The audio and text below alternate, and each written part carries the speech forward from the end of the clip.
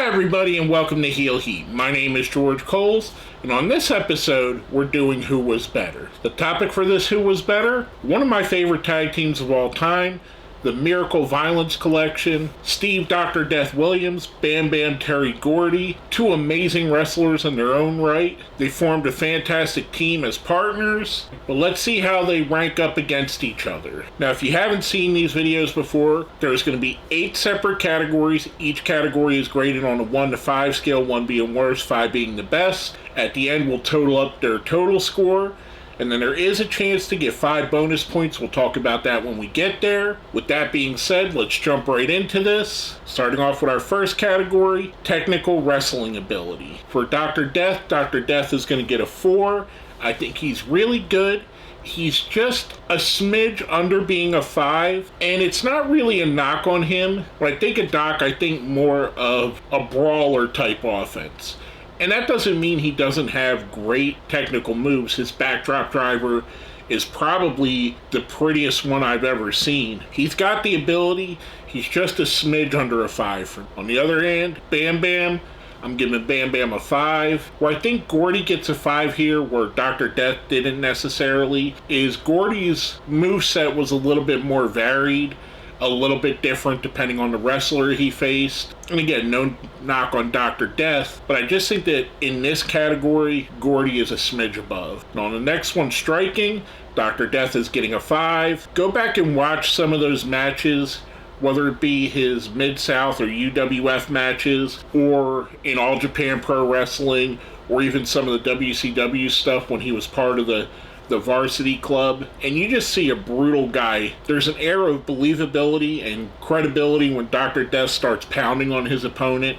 You believe that he's a badass wrestler because he totally is a badass wrestler. Now, Bam Bam Terry Gordy, he gets a 5 as well. Much like Dr. Death, if you go back and watch his world-class stuff, his stuff in Japan as well, anywhere he went, Gordy looked like he was just throwing haymakers at you, and it looks so believable. Whether it be part of the Freebirds or on his own, he looked like the bruiser that would come in and clear out a bar at the end of a fight. So for both of these guys, I think they're top-notch. They both get a 5 in this category. Next up, how they perform as a heel. For Dr. Death, I'm giving Dr. Death a 3. And the reason being for that, I never felt like Dr. Death really worked as a heel because he's such a natural babyface.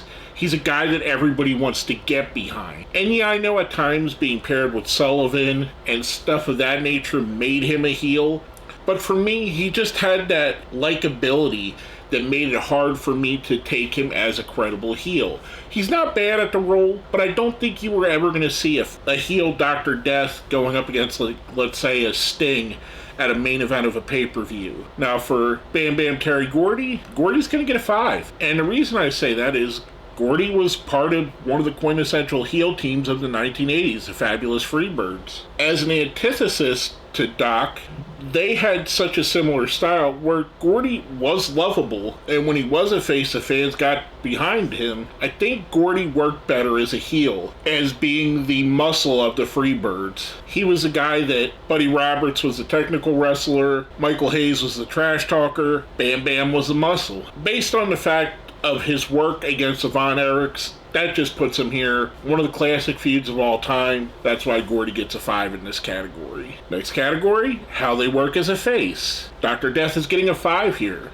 Like I just said, he feels like such a prototypical babyface, especially for the time he was in, but even if you took that to now, he's a prototypical All-American. Fans could get behind you and cheer him on. Kind of similar to Ron Simmons in his babyface run in WCW. Now for Gordy, Gordy's going to get a 4. While most of his career he was a heel, there were times that he was a babyface. And for the times that he was a babyface, the fans absolutely love Gordy. The only thing that I think gives him a little bit of a knock here, whereas Doc as a babyface, I could see being a face of a company. I couldn't see Gordy as a babyface being a face of the company. As a heel, I could. But as a face, I see him more in that secondary U.S. champion, Intercontinental champion type role. No knock on him. Gordy is awesome, but he just isn't in that upper echelon. Now the next category, promos, is basically how they talk. For this, they're both going to get the same exact score. I'm giving both guys a 3. This is neither man's strong suit.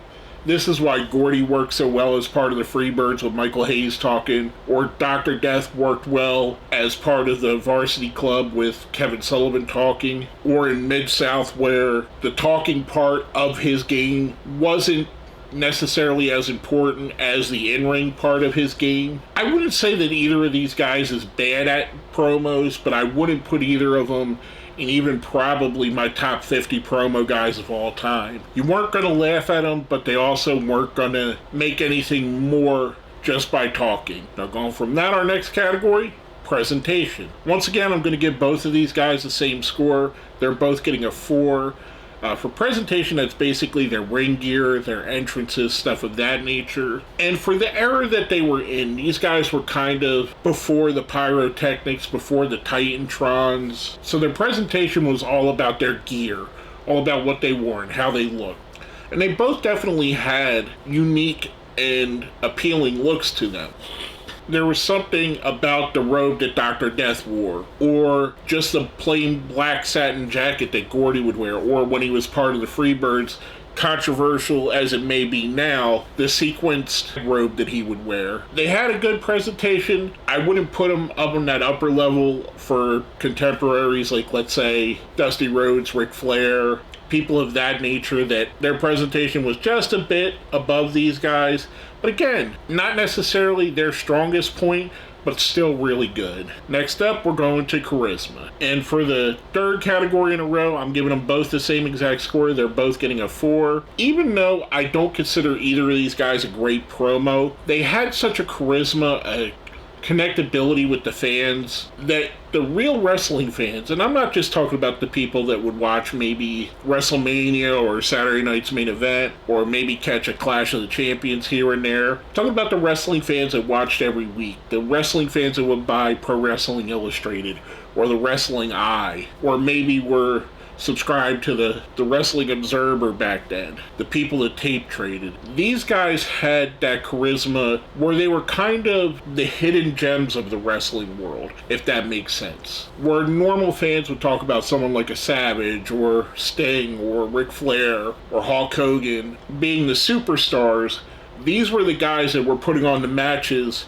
that the fans that were watching every week wanted to see. You wanted to see something like Dr. Death versus Big Bubba Rogers, or Terry Gordy versus Kerry Von Erich. I mean, these guys put on amazing matches, and part of that, their charisma, their connection to the fans, I mean, it was just awesome. For our last category, last but not least, big game performers, how they perform when they get into those main events, those house show main events, pay-per-view main events, world title matches. For this, for the 4th category in a row, they're going to get the same score.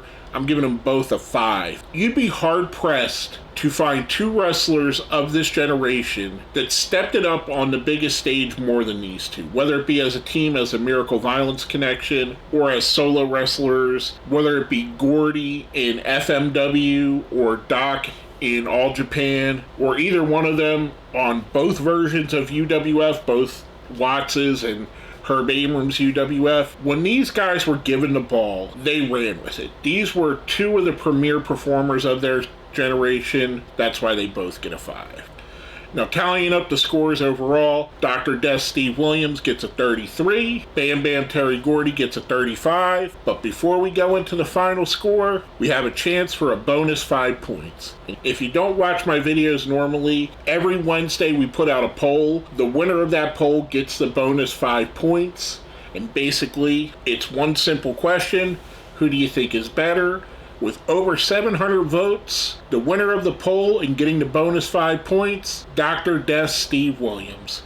Thus giving Dr. Death a total of 38, a come-from-behind win, in one of my favorite ones that I've done so far. I love these 2 guys. I don't think they're talked of enough in the history of pro wrestling. I don't think they're brought up as much as they should be, and I'd like to shine as little of a light as I possibly can on that. I highly recommend searching out these guys' matches, whether solo or as a team, because I think you'll fall in love with them just like I did, just like many other wrestling fans did. This one was fun. Again, like I said, Dr. Death picked up the win here. Stay tuned to the community page on my YouTube channel for Wednesday's vote for the next week's Who Was Better. That's your way to get your voice heard. If you have someone you think you should win, vote on it, and that'll go into the extra points. As you can see here, that bonus could be the difference between someone winning and losing. With all that being said, my name is George Coles, and this has been another episode of Who Was Better.